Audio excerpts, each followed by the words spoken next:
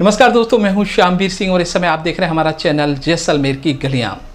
दोस्तों, G20 के बाद एक बहुत बड़ा खुलासा हुआ है और ये ऐसा खुलासा है कि आपको बताऊंगा तो आप भी हैरान रह जाएंगे और आप भी मोदी जी के दिमाग की वाहवाही करेंगे। क्या मोदी जी ने दिमाग पाया है सच में। दोस्तों देखिए, ठीक G20 से पहले मोदी सरकार ने कहा कि हम अब इंडिया का नाम बदलकर भारत करना चाहते हैं, यानी जो अंग्रेजी में भारत को इंडिया कहा जाता है उसको हम समाप्त करना चाहते हैं। ये क्यों कहा था, इसका क्या फ़ायदा होगा, अगर आप जानने की कोशिश करेंगे या जब आपको ये मालूम पड़ेगा इसके पीछे का राज क्या है, तो सच में आप भी कहेंगे कि क्या मोदी जी ने दिमाग पाया है। देखिए, ठीक G20 से पहले ये मुद्दा क्यों उठा था, तो G20 के आयोजन से एक हफ्ते पहले G20 की जब तैयारियां चल रही थी, तो आपको पता होगा कि जब कोई भी डेलीगेशन आते हैं या कोई राष्ट्राध्यक्षों की मीटिंग होती है या जब हम किसी के मेहमान होते हैं, तो वहाँ पर जो बैठने का जो तरीका होता है कि कौन सा व्यक्ति कहाँ बैठेगा।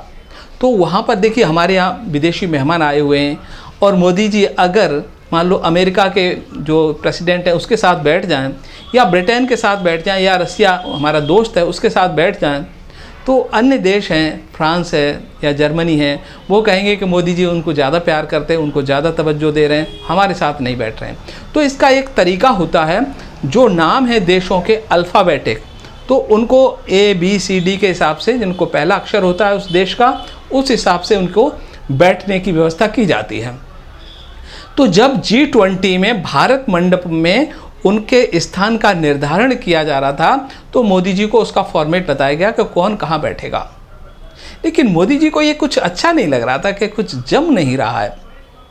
तो मोदी जी ने कहा कि क्या ऐसा नहीं हो सकता है कि मैं अमेरिका और ब्रिटेन उन दोनों के बीच में बैठूं, यानी अमेरिका के प्रेसिडेंट और ब्रिटेन के प्रधानमंत्री जो ऋषि सुनक जो भारतीय मूल के हैं उनके बीच में नहीं बैठ सकता क्या।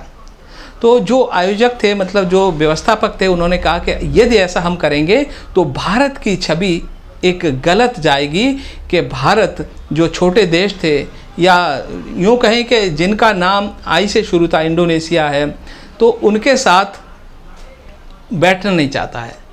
तो इसका हल क्या निकाला जाए। तब मोदी जी ने एक सुझाव दिया कि हमारे पास ये एक उपाय है कि अगर अल्फ़ाबेटिक तरीके से आपको बिठाना है तो हम इंडिया का नाम अभी से घोषणा करते हैं कि अब भारत का अंग्रेजी में भी नाम भारतीय होगा, इंडिया नहीं होगा। तो क्योंकि हमारा अक्षर B से शुरू होगा, A अमेरिका और B ब्रिटेन, और उसके बीच में हमें आराम से स्थान मिल जाएगा।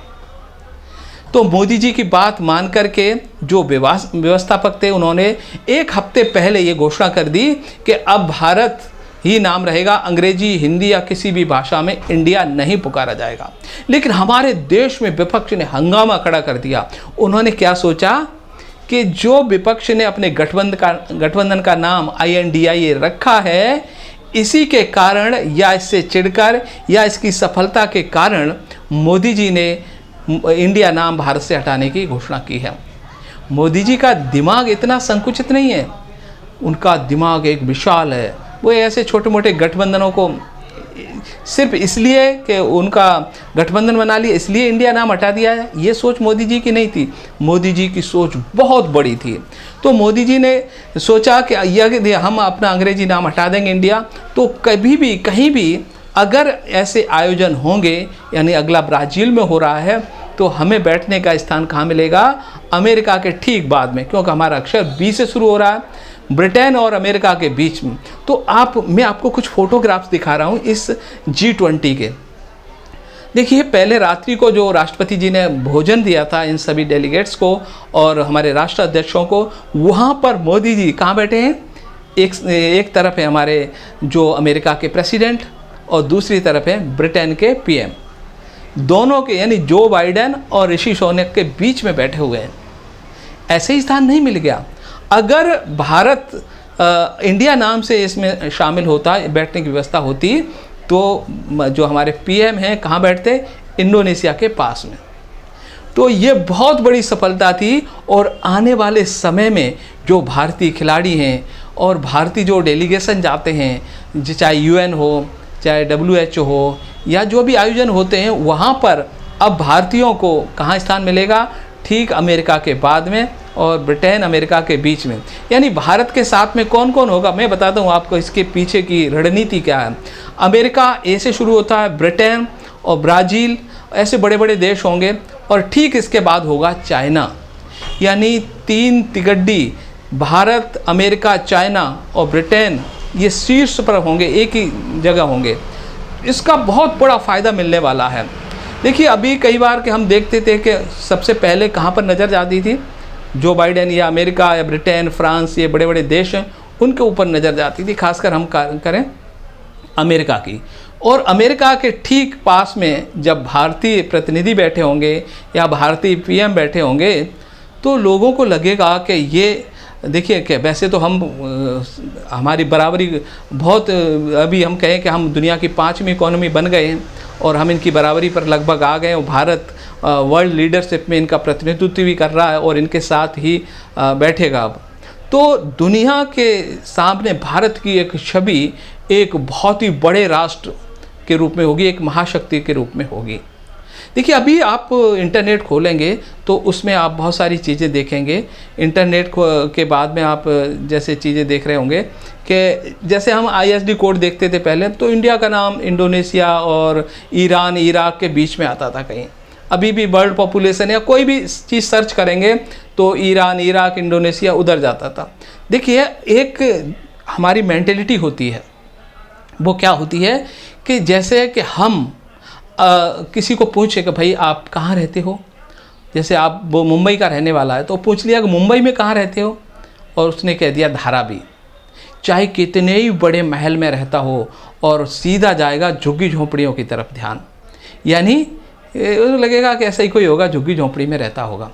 तो जिसके साथ जहाँ पर हमारा स्थान होता है कि भाई ये इंडिया, ईरान, इराक और इंडोनेशिया के बीच में आता है, छोटा मोटा देश होगा कोई, तो भारत को एक बहुत बड़ी उपलब्धि सिर्फ नाम से ही मिल सकती है। यानी नाम से भारत की दूसरी रैंक, दुनिया में दूसरी रैंक पर भारत पहुंच सकता है।